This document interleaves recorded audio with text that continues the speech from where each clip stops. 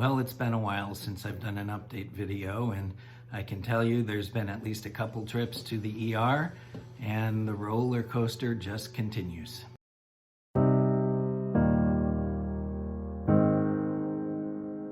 Well, hi everyone. I thought it was time for an update, and let me start with when I left off. So on December 29th, I had some family over. One of my nieces from Atlanta was in town, and they brought their brand new baby, my grandnephew Calvin, and it was awesome. Got to hold Calvin, even though I wasn't feeling very good that day, but got to hold him, and he's such a sweet baby, and that was a thrill for me to be able to hold my grandnephew. A few days later was New Year's Eve, and we spend New Year's Eve with the same people we have for the past 20 some odd years. And we usually swap homes, but the last few years, unfortunately, because of my cancer, we've done it at my house. We haven't been able really to stay up till midnight. And I had been feeling not all that great leading up to New Year's, but for some reason, New Year's Eve, I was feeling really, really good. And the idea was I made a turkey, and then we made some cranberry sauce, and then everyone else was going to bring the rest of the meal. So we were going to have stuffing, we were going to have salad and sweet potatoes, and just make it a traditional turkey type dinner. Well, it did not go as planned. I have what's called an oilless fryer. And every time I've made turkey in it, it's come out absolutely perfect. You have to have temperature probes in it, but to make sure that you've got it cooked. And I did. I had temperature probes in it, and the timing was right, and the temperature seemed right. For some reason, when I started to cut the turkey, after everything looked like it was done, it unfortunately was raw on the inside. Now there's two theories to this. Either it was still frozen in the middle. I had let it defrost for 3 days in the fridge. I thought that would be enough. But there's a possibility it was still frozen in the middle, in which case that middle part that didn't cook just was because it was still frozen. There's also a chance that there's a problem with my cooker, and I'll have to take a look when I get a chance and see if maybe some of the burners weren't working or whatever. Needless to say, I was quite mortified that my turkey that I was really proud of did not work or did not cook the way I had hoped it would. Then the stuffing was forgotten. Tony did not realize how the stuffing needed to be cooked. He thought it was something that could be done very quickly as the meal was finishing, or as the meal cooking time was finishing. Unfortunately, it took a long time. He did not read the instructions, and so he and another guest decided that they would look up a way to be able to save the stuffing, and they did something to the stuffing fixings that was a quick way supposedly to cook it. Unfortunately, what came out was I think plaster that sort of tasted a little bit like stuffing. So that was a disaster. Luckily, we still had the salad, the cranberry sauce, and the sweet potatoes and dessert to rely on. I was absolutely, again, mortified at how my turkey came out, but really happy that the other stuff worked out the way it did. We still had a good time. It's as they kept telling me as I was brooding about my turkey, that it was really all about us friends getting together, and that's really what it was all about. What was strange, though, again, that day, that I felt so good that day that I actually stayed up till midnight. And that was the first time in several years that I've been able to actually stay up till midnight. And I was happy I did. It made for a good night, and a good night with good friends. The next day, New Year's Day, I was not doing so well.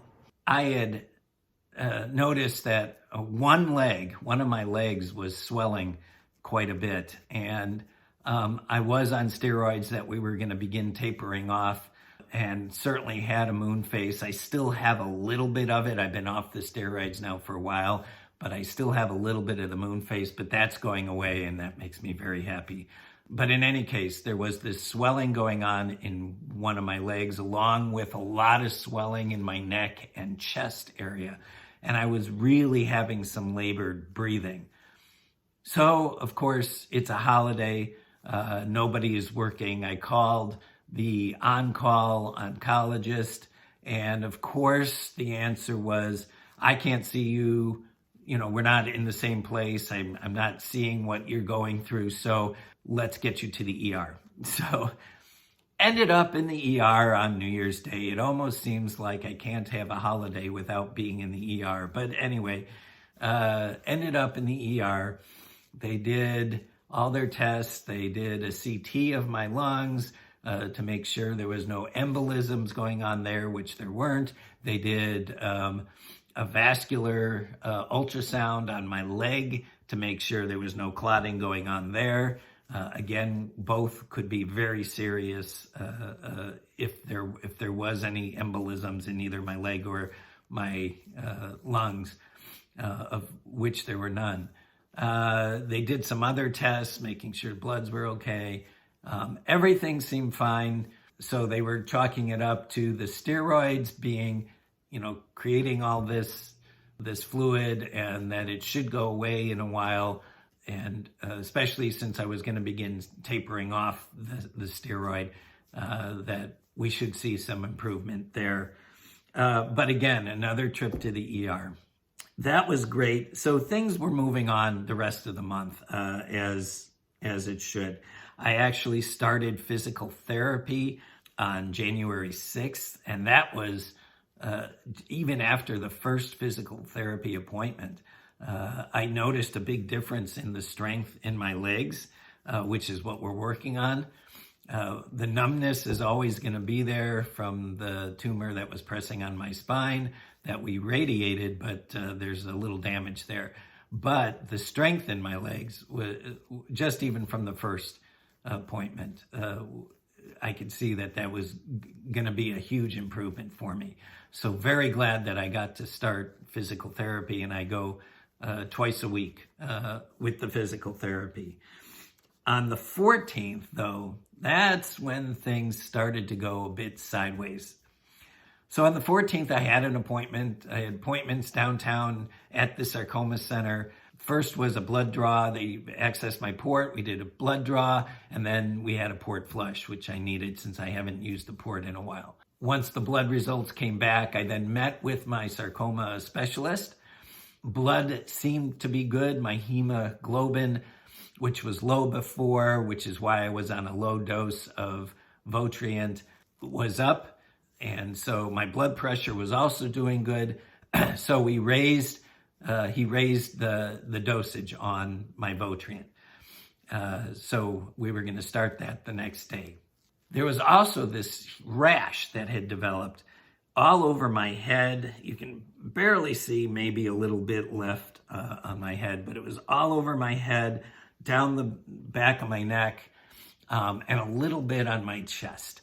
And this rash, we thought at first was from the Votrient, but when my sarcoma specialist looked at it, he said, this is not the type of rash that comes with Votrient. We usually see it first on the extremities, arms and legs, and feet and hands, and it's more of a blotchy type rash. This was a pimply type rash.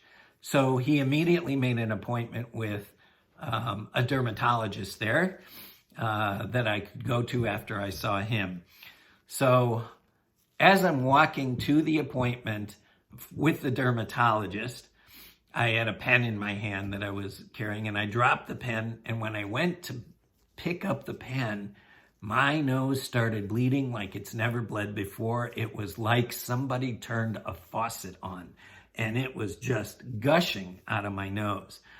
So I'm holding my my nose closed. I'm running to a bathroom. A nurse grabbed me and was helping me out. And we got a lot of Kleenex and started stuffing up this side where it was bleeding from. And as soon as we got it plugged, it started pouring out the other nose. So we started plugging that one up, and then it's draining down the back of my throat. And it was just awful. And they're considering what they're going to do. Are they going to send me to the ER? Do they call my oncologist? Well, after about 10 minutes, we finally got this thing to stop. They had called my oncologist, who immediately made an appointment with an ENT guy there.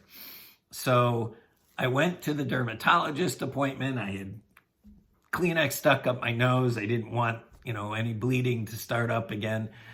And we got the appointment with the ENT guy after the dermatologist appointment.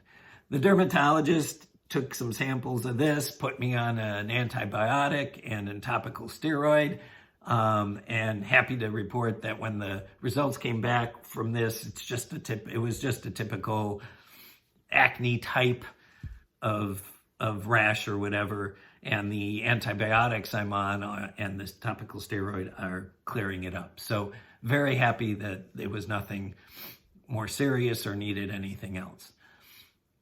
So that was taken care of. Went to the ENT right after that. Luckily, it hadn't started bleeding again. He removed the packing I had in there. It did not start bleeding again. But what he did was take a look, and he cauterized the inside of my nose. Not a big deal. It didn't hurt that bad. But in my mind, I'm happy. Great. I don't have to deal with this anymore. Got home, and the next day, no bleeding. It was awesome. But the following day, which was that was Thursday the 16th, January 16th. I just stood up. I went to get a glass of water at my sink, and the gushing just started again. And so I stuffed it all up and again came out the other side, and I have my nostrils all whatever. And I was able to call my sister, who's only about 15 minutes away. And I said, hey, I may need to go to the hospital. Can you come over? And of course she did. I had it stopped bleeding by that time. And so what we decided to do was to call the ENT doctor that I saw downtown at Northwestern and ask what their opinion was, what I should do. So as I'm talking to them, it starts gushing again. And what they told me, what the nurse that I was talking to said was, you need to go to the ER. It's happening too much. So once again, I'm ending up in the ER. By the time we got there, I got it to stop again.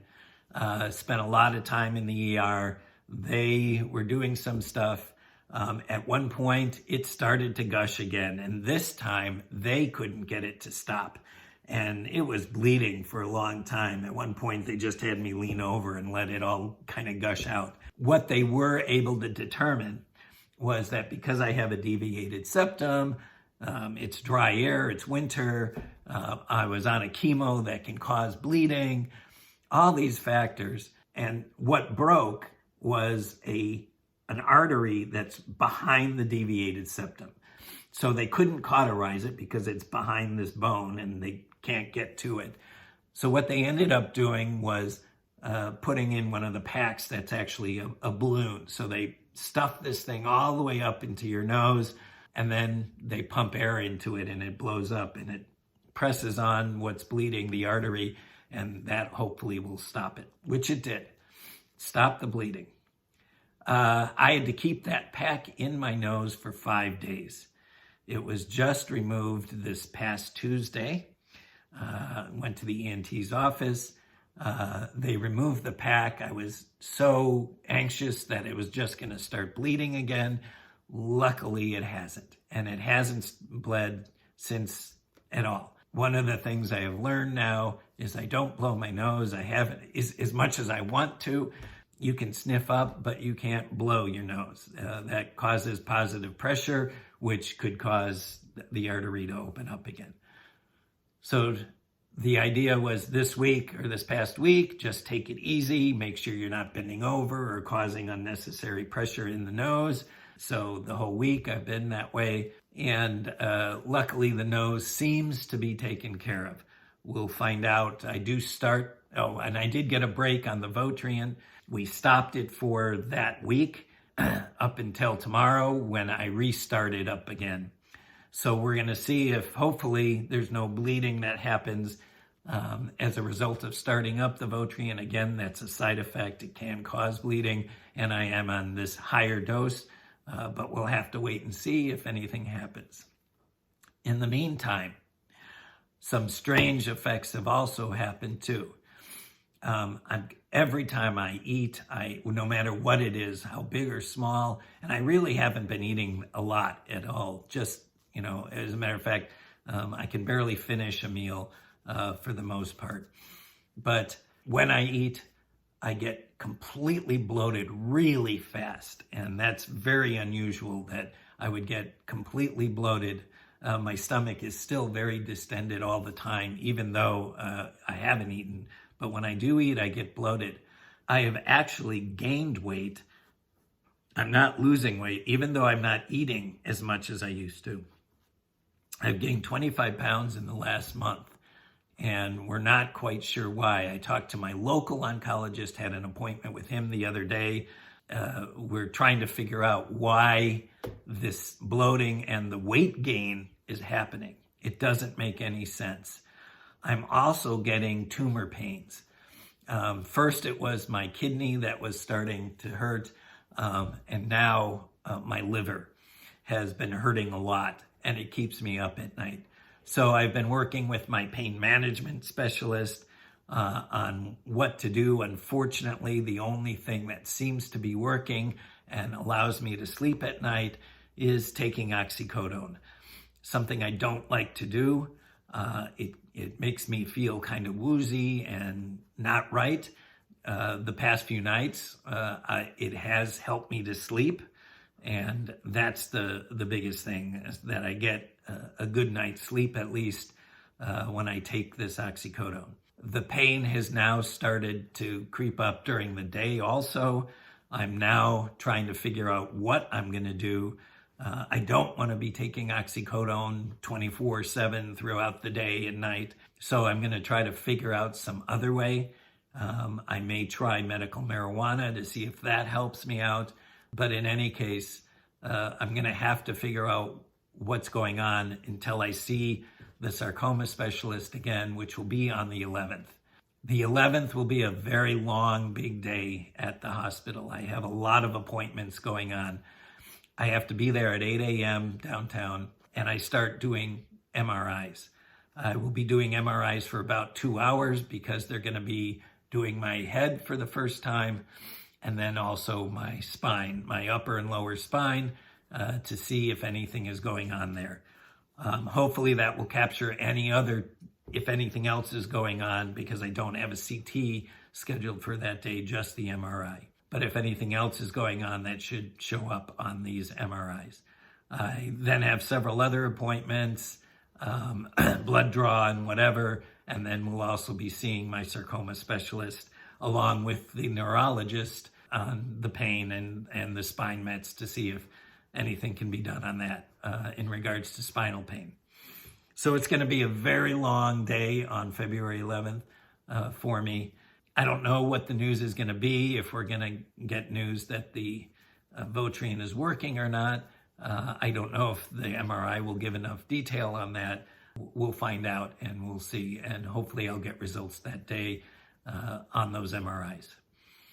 So that's the update. That's where I am. I apologize for the long-winded message here, but know that I haven't given an update in a while. I know several people have been asking for an update, and so here it is again in its entirety. So I'm still very positive. I'm hoping that that miracle is still going to happen, whether it happens with the current chemo or whatever I go on next. There's still quite a few options for me, but I'm looking for that miracle. I see it, that it's going to happen. and that I will at least be stable and be able to do some things that I've been wanting to do that I can't do while I'm on the chemo or in treatment. So I hope you enjoy watching these videos. If you do enjoy watching them, please feel free to hit the subscribe button. And then if you hit the bell, you'll be notified of any videos that I do in the future. So thank you again for watching. And as always, have a great day.